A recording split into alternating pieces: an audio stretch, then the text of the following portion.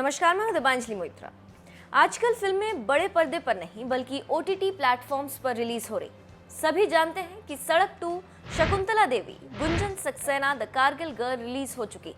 इन तीनों ही फिल्मों को लोगों ने कुछ खास पसंद नहीं किया।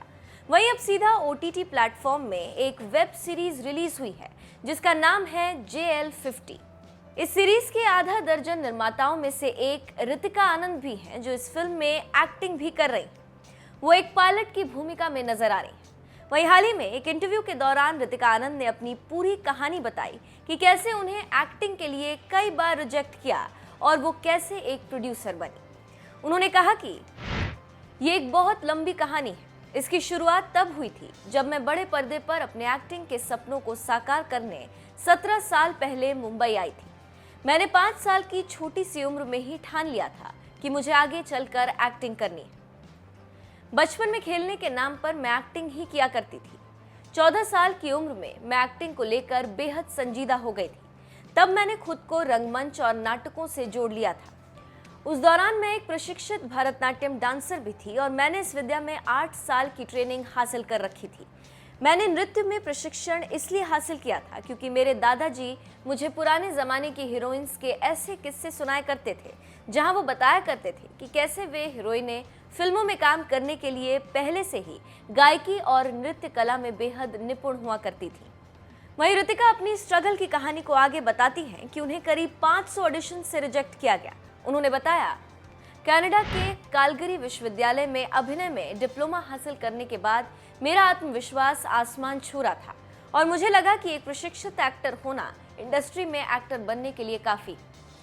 उसके बाद मैंने टीवी के लिए काम किया, 500 से ज़्यादा बार ऑडिशंस दिए और कुछ फिल्में भी साइन की, मगर वे फिल्में कभी बनी ही नहीं। फिर मैंने ऑडिशंस में जाना बंद कर दिया था। मुझे लगता था कि ऐसा करना मेरी कला और एक्टिंग में हासिल मेरी शिक्षा के प्रति एक किस्म का अनादर है। मैंने निर्माण के क्षेत्र में कदम रखने का फैसला किया क्योंकि मेरे परिवार को लगता था कि मैं इसके लिए पूरी तरह से सक्षम हूँ।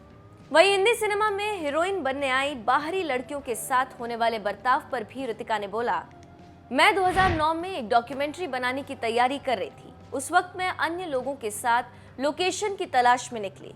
डायरेक्टर को लोकेशन पसंद नहीं आई और उन्होंने इस लोकेशन के लिए साफ मना कर दिया। मैं अपनी कार में बैठकर तब रोने लगी थी। उस वक्त मुझे लगा कि मैं कोई भी फिल्म प्रोड्यूस करने के काबिल नहीं। फिर JL50 के निर्देशक शैलेंद्र व्यास मिले।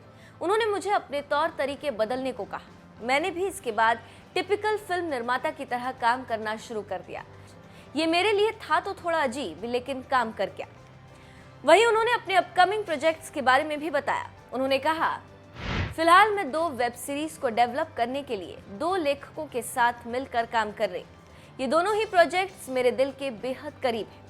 मैं बताना चाहती हूँ कि एक प्रोजेक्ट को लगभग पूरी तरह से डेवलप कर लिया गया, जबकि दूसरे प्रोजेक्ट पर अभी काम शुरू हुआ है। दोनों प्रोजेक्ट के कंटेंट का ताल्लुक कनाडा से, मगर इनकी शूटिंग पूरी तरह से भारत में की जाएगी।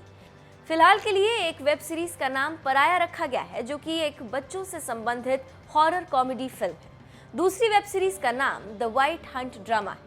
आपको बता दें, क्रिस्टोफर नोलन की फिल्म इंटरस्टेलर जैसे विषय पर बनी इस वेब सीरीज में पंकज कपूर ने शानदार काम किया है। वहीं इस फिल्म में अभय देओल, पीयूष मिश्रा की एक्टिंग भी कमाल की। वैसे अगर आपने ये सीरीज देख ली है तो हमें कमेंट करके जरूर बताएं कि आपको ये कैसी लगी।